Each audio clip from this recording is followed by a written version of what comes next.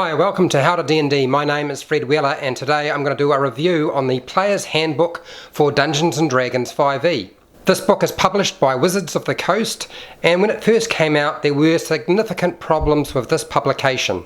When the book first came out there were printing issues, the spine fell apart, and most of the books I think were recalled and replaced. Wizards of the Coast did a really good job with that. Now everything that's coming through seems to be lasting a lot longer, the quality is a lot better. The Player's Handbook for Dungeons & Dragons 5e is the book to have if you're going to have any of the books. It essentially has all of the character creation information, the spells, the rules for actually playing the game. This review is coming out a long time after its actual release, I realise that, but this is probably one of the better books I've seen. I wanted to review this book at this point because most of the issues have been rectified. You can pick up this book from your game store, Amazon, or the book depository. So let's have a look through this book. I'm going to flip through as I go. So one of the things you'll notice is the artwork's actually pretty good. I've got a contents page, pretty much breaks it down, gives you everything you need to know. And included at the back, I'm going to say it right now, there is an index. The introduction basically explains how the Dungeon Master might run the game and how the players might operate within that game. There's a section on using the book, how to play the game, using dice, using the D20, making ability checks, using modifiers, things like that, applying penalties, how to use advantage and disadvantage, specific and general rules, rounding down, and then the 3 pillars of play, covering exploration, social interactions, and combat. And then we get into part 1, which is chapter 1 covers step-by-step character creation. So choose your race, choose a class, decide on your level, if you have that choice about that. Your Dungeon Master will probably be making that choice. How to determine your hit points, how to determine hit dice, and also how the different races apply to your ability scores, whether that be strength, dexterity, constitution, intelligence, charisma, and wisdom. Next we get a section on selecting your ability scores, whether you use the standard array, the point buy system, or simply roll your dice. There are variant rules all through here. A little bit of information on describing your character, and then basically how to select equipment, determining your armor class, and then what happens beyond that, filling in all the gaps. So beyond level 1 it shows you what your advancement for your character will be based on experience points and the different tiers of play. Chapter 2 is races, and it breaks it down into racial traits, ability increases, age, alignment, size, speed, languages, and not all of them but most of them have a sub-race as well. We get the dwarf, and you're going to get an option for the hill dwarf or the mountain dwarf, the elf, and you get the high elf, the wood elf, and including the drow, if you want to play a drow, a dark elf of some kind. And there's also the halfling, and that's broken up into stout and lightfoot, human, including the human variant option, which a lot of people like to use. The dragonborn is included in here. There's only one option for a dragonborn, but you get to breathe fire or lightning. You get a breath weapon of some kind, which is pretty cool. The gnome is broken up into the forest gnome and the rock gnome. And then we get half-elf. There's only one option for half-elf. It's a really good and powerful race though. The half-orc, one of my favourites. I like this one quite a lot. And then the tiefling. Chapter 3 is the classes, and the first page actually gives you a breakdown. So it gives you the class, a description, what sort of hit dice you're going to get, your primary abilities, what sort of saving throws you're proficient at or good at, and the sort of armour and weapons you might be using for that class. The Barbarian is exactly what it sounds like. It's a Barbarian character. They have different paths. You can take the Berserker path, or you can take the Totem Warrior. Next there is the Bard. Now the Bard has a couple of different schools. This is a sort of character who likes to sing, inspire people, uses lots of skills. The Cleric, there's quite a few domains. You've got a couple of options for domains if you want to select something that's a little bit out of the ordinary. And basically a Cleric is somebody who heals, guides and buffs other characters in your party. And all the information you'll need is here. The Druid, including wild shape, and there's 2 circles. One is the circle of the land and one is the circle of the moon. The fighter, and it includes a couple of archetypes. Now a fighter is exactly what it sounds like. It's a fighter. You get a champion, you get the battle master, and you can also have the Eldritch Knight if you want to start casting spells. The monk includes a couple of different Masonic traditions, and that's Way of the Open Hand, Way of the Four Elements, The Paladin is basically a righteous warrior in armour, and this particular character is really good at what it does. It's good at a little bit of healing and fighting and essentially dishing out lots of damage really quickly. The Paladin has a couple of different fighting styles, but its key feature is its ability to project an aura to help out its party members. There's a couple of different oaths: the Oath of the Devotion, the Oath of Vengeance, and the Oath of the Ancients. The Ranger is broken up into, essentially this is a character who's really good with nature. So Rangers are good at fighting, and they also cast spells. You have two options. You can have the Hunter, which is really good at just dishing out damage, or the Beastmaster. The Beastmaster allows you an animal companion, but it's not very popular due to its low strength. The Rogue is essentially exactly what it sounds like. You get sneak attack damage. You do a lot of damage, you have a lot of skills. You could be a thief, an assassin, or an arcane trickster. The Sorcerer essentially is raw, powerful magic that you can cast at any time, and it works with spell slots, but you also get cantrips which you can cast all the time. There's different origins. You can select a couple of the different ones. The key feature for Sorcerers is the use of metamagic. This is where you can actually change the nature of your spells. You can select Wild Magic or the Draconic Bloodline. And as you can see, the Wild Magic Surge table, which you would have to roll on if you're going to start using Wild Magic, is going to give you all sorts of different crazy things taking place. The Warlock is next, and this is the sort of character who takes their power or is granted power from a stronger or more powerful body, maybe a god or some sort of patron. Warlocks don't get a lot of spells, but they can do them really well.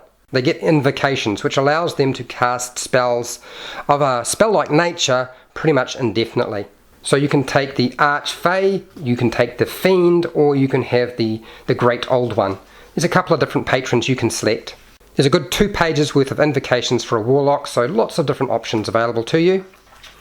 Next is the Wizard. Now this is exactly what it sounds like. Probably the most complicated class, where you can select just about every spell and learn every spell given enough time. There's a whole lot of different skills. I'm not going to go over them, but essentially all the skills you might need are here. Enchantment, evocation, necromancy, transmutation, things like that. Chapter 4 covers personality and background, and this is going to cover things like height, weight, the name, the sex of your character, other physical characteristics that you might have. Alignment, so covered just briefly. There's little small sections on alignment. Alignment's not quite as important in this game, and then it breaks it down into languages, so you can see the different languages you can select and some of the basic scripts for just a couple of samples basically. Personality traits are covered next. One of the great things about Dungeons & Dragons 5e is it included the role-playing aspect into the character creation. So now you create a trait, an ideal, a bond, and flaws for your characters. There's a little bit of information on how inspiration works when you use that information in the game. The backgrounds give you a whole range of different things. So proficiencies, languages, equipment, suggested characteristics they might have, and then usually there's a special type of feature for each background. I'm going to go through them fairly quickly. So the Acolyte, somebody who's religious in nature, devoted to some sort of god maybe or deity. The Charlatan, somebody who's a bit quick-handed. The Criminal, and each one, as you can see, has a breakdown. It gives you information on your skill proficiencies, tool proficiencies, equipment you might have, and then basically you've got a few options sometimes. Usually there's a special feature, a feature for that particular background, and then it gives you a chart, and you can roll these, or you can just select them, or you can make up your own stuff. That's fine too, and that gives you the personality traits, the ideals, the bonds, the flaws, and it does it for all of the different backgrounds. The folk hero is covered, somebody who's a bit more well known. The guild artisan, if you want to be somebody who's more of a merchant in nature, or somebody who likes to make stuff. Maybe a hermit, a noble, an outlander, somebody who sort of found their way in the wild. A sage, somebody who spent most of their time in a library. The sailor, and there's a variant for that as well. The soldier, the urchin, somebody who sort of lived on the streets most of their lives, things like that. Chapter 5 covers equipment, and this gives you a little bit of information on how to figure out the exchange rate for copper and silver and electrum and gold and platinum, things like this. It gives you a breakdown roughly about how much gold you would get per class. So if you're a particular class, there's a certain amount of funds you'll get if you're not using the standard gear setup from the chapter on classes. It covers armor. You get a small description, like a paragraph for each one, and then it gives you a chart, what the armor is, its cost, how to figure out the armor class if you're using that armor, what sort of strength you need to have, if any, to actually wear that armor, whether you have disadvantage on a stealth check when wearing that armor, and its weight. And the same thing applies. They do the same thing with weapons, and it gives you a breakdown of how the different weapons might work, because there are different types of weapons. It talks about ammunition, finesse weapons, heavy weapons, light weapons, loading weapons if you have a loading feature, range, reach, special and throw-in. All that sort of stuff is covered here. And then a chart just like with the armor, same sort of thing.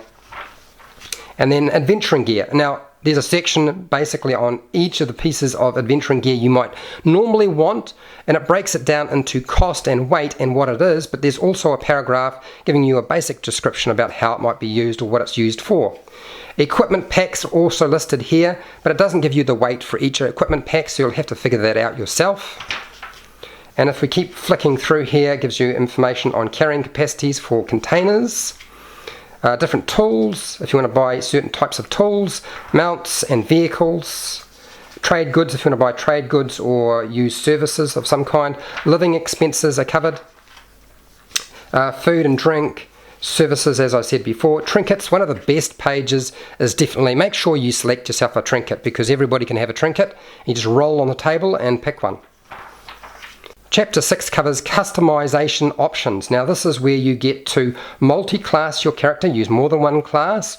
It gives you the restrictions for doing that and the requirements. It also gives you a bit of information on how the proficiencies work and the different sort of features of each class integrate into multi-classing. One of the things that a lot of people like with customization are feats, and there's a whole bunch of feats. They're very, very strong. They're really impressive. Most of them are actually quite useful. I think there's only a couple that aren't very useful.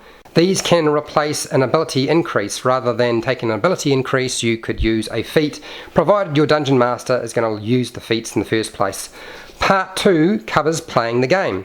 So Chapter 7 uses ability scores, and it explains a little bit about ability scores and their modifiers, how to figure them out. There's a little chart here. Advantage and disadvantage explained again.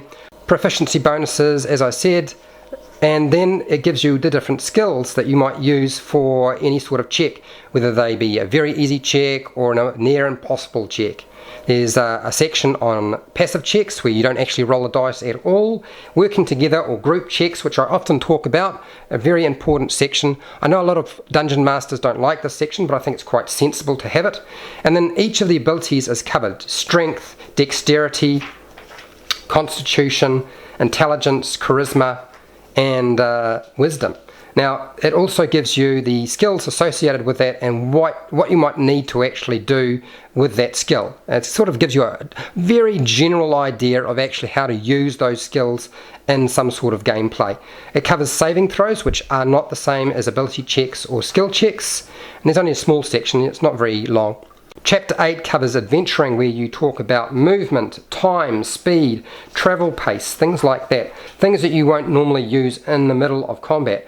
How to jump, high jump, long jump, noticing threats, using stealth, all those sorts of things. Falling, suffocating, vision and light. Look, this book is laid out reasonably well. You'll find at times there are sections that just don't make any sense whatsoever, and all the information is scattered. You've got to look quite some distance through the book to actually find what you're looking for.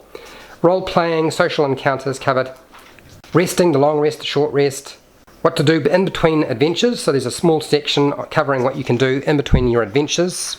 And then Chapter 9 is combat. One of probably the most important sections, the one that people get most confused about, and it's how the order of combat takes place, surprise, initiative, how the turns work, bonus actions, the difference between that and a normal action, using reactions, movement, interactions, if you want to interact with something, breaking up your movement, which is one of the great features of Dungeons & Dragons 5e, how different creatures move or fly, difficult terrain, being prone, casting spells, making attacks, and all the different things you can use in combat, such as dodge, disengage, dash, help, hide, ready in action, searching, using an object. All that stuff is covered.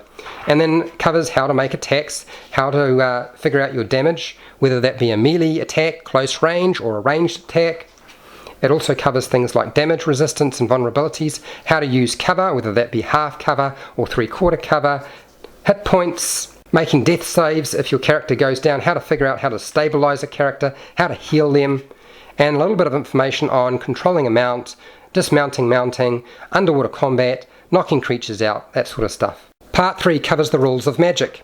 And this section here has chapter 10, which is spell casting. What is a spell, different levels, how to use slots. Can be quite complicated because the slot system is a little bit different for each of the classes who cast spells. How to use cantrips, rituals, casting times is covered, range of spells, duration, how to use a concentration spell, the different schools of magic, explained what they actually do, how they work.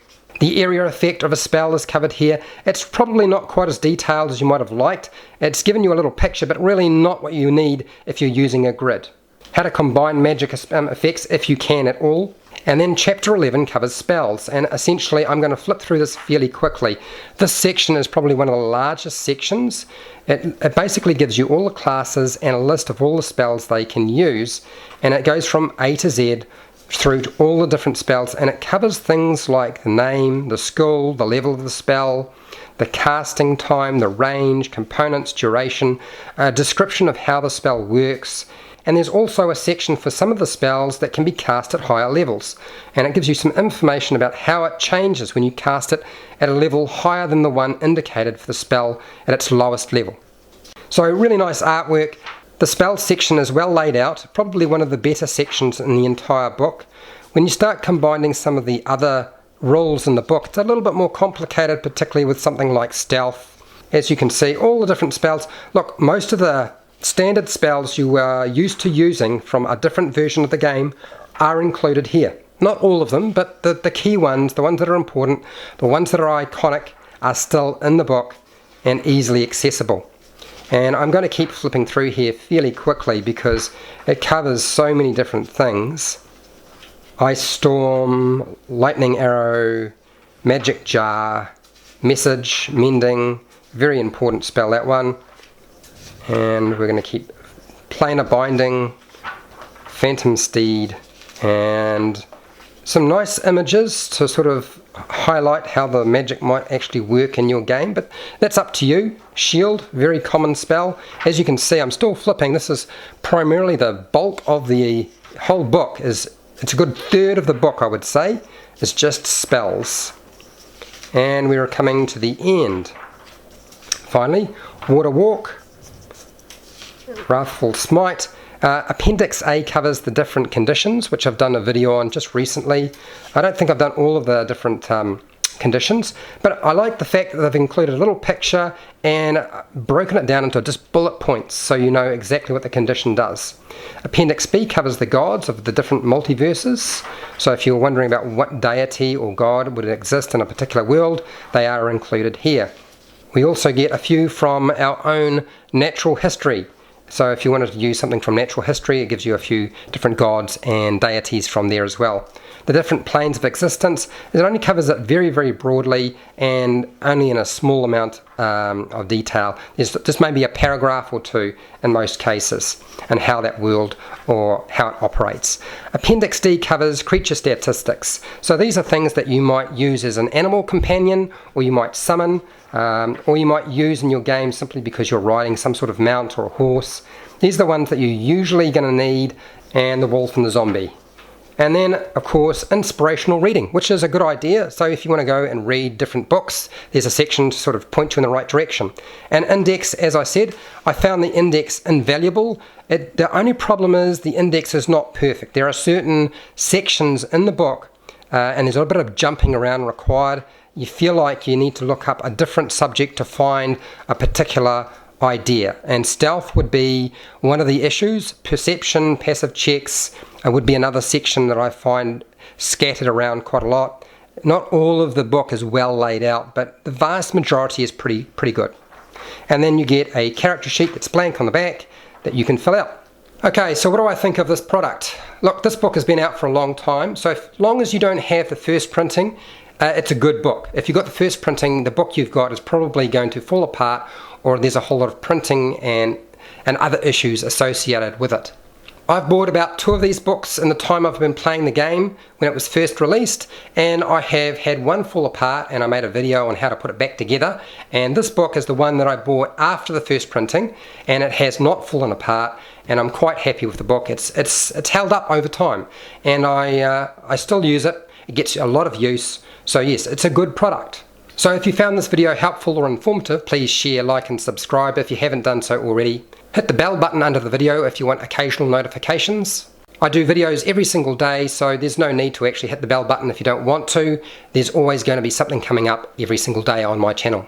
As I said, you can buy this from your game stores, the Book Depository or Amazon. I have included an Amazon affiliate link down below. If you want to support my channel, you can click it on. I get a commission, you pay exactly the same price. If you have any questions about the Player's Handbook, just put them in the comments, I'll answer those questions. Until next time, keep rolling those 20s.